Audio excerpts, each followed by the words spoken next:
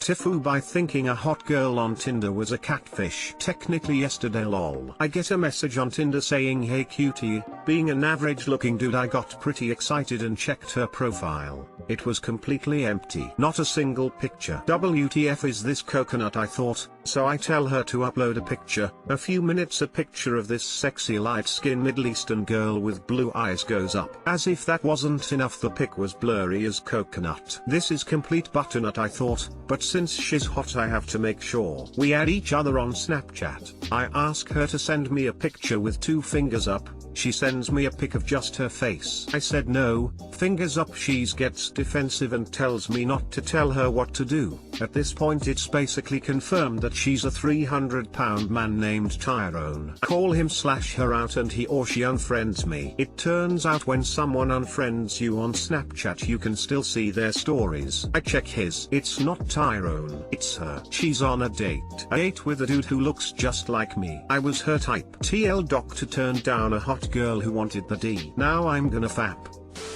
I once matched with someone on Tinder and the only picture of her was from the back and she was sitting down. I could tell she wasn't out of shape, but that was it. Anyway, I finally persuaded her to add me on WhatsApp and send me more pictures in return for pictures of my dog. She was stunning, but I was still suspicious. We agreed to meet, and I still expected her to flake. She turns up and she's the most beautiful girl in the bar. Absolutely stunning. We got along great and dated for a short while. Some fantastic memories made because I took a gamble. Turns out she simply didn't trust guys on Tinder and didn't want her pictures out there.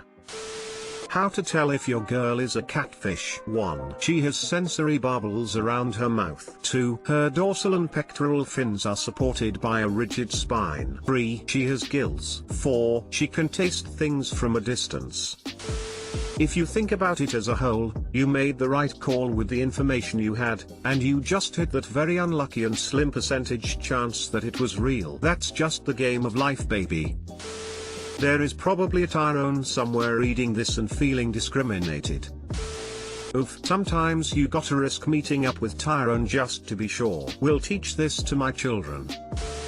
TIFU by laying an egg during butternut. I have posted this elsewhere, but I feel like you guys deserve to hear it. It just happened a few weeks ago. Backstory: my BF and I have been experimenting with new zucchini toys lately. We bought some Tenga eggs BC. He has an issue with sensation. Some kind of mental block due to past traumas. I thought maybe they would help by increasing sensation and distracting his wandering mind. We had tried the egg a few different ways, and I had looked up some zucchini vids to get ideas of different things. I saw one particular video showing a couple having piv with the Tenga egg on the zucchini. I thought it might be a bit difficult to get it due to my small size. As a petite woman, I am petite everywhere, but figured we'd give it a go. After a bit of fumbling and slipping, with tons of lube, we finally get it in. It's staying at the base and doing just fine. He says it's a bit too tight, but we keep going in hopes that my muscles will let up a bit as they usually do. He's getting a good rhythm going and we hear a kind of popping / slurp sound. I think, oh great, we just tripped it. So we stopped to inspect it. I looked at his coconut and it wasn't there. Started feeling around in the sheets to see where this thing slipped to. Can't find it. Suddenly we both looked at each other. The same thought crossed both of our minds. Is it? ? Oh god. What? I stick a finger inside myself to see if I can feel it. Nothing. It must be way up there. I get up onto my knees. He's intently staring at me at this point, freaking out. I'm totally calm because, as a woman,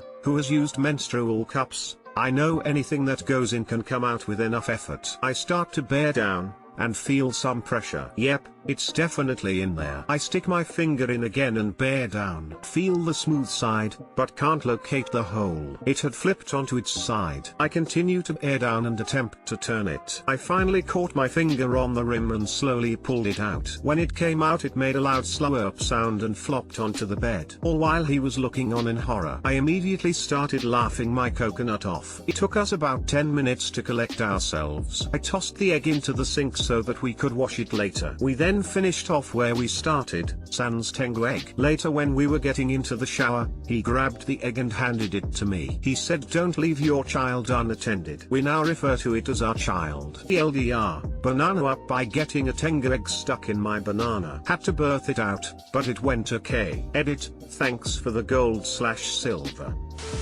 I looked at his zucchini and it wasn't there. I started feeling around in the sheets to see where this thing slipped to. Can't find it. That's a terrifying paragraph without some context. Congrats on the birth. Be happy as a family. And now tengu egg is in my search history. Thanks, Op. And in my shopping cart.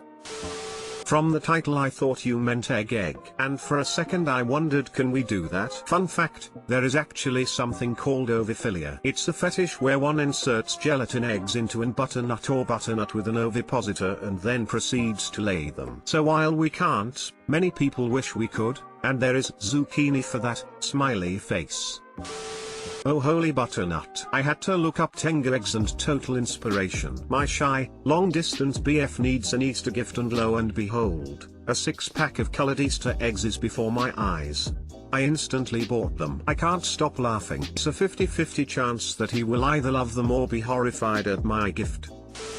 TIFU by searching for child coconut. Obligatory. This happened yesterday not today. Added the NSFW tag just to be sure. I work at a fairly small company, full of programmers. We have the policy that, if you're tired and or you're mentally exhausted, just do something else. In my case I usually read the news, play a quick game or read some interesting articles. Now, lately I got into the whole SCP universe. For those of you that don't know what that is, it's basically a collection of fan fiction about a foundation that secures and contains objects and phenomenons that are unexplained and or dangerous. The SCPs are ordered numerically and I'd usually just Google something like SCP-093, go to the page, read through it and go back to programming. Now our boss doesn't strictly monitor what we do online, but if we search for something offensive and illegal, he will get a notice and usually addresses it fairly quickly. Now the butternut up. Yesterday I casually searched for SCP-013 and didn't type in the S, searching for CP-013. The algorithm noticed that and messaged my boss. At that moment, I didn't think about it, rewrote my search, read through the article and continued programming. Later that day, my boss would come up to me and ask me to speak to me in private. I go sure and wasn't sure at all what I'm in for. He starts asking me,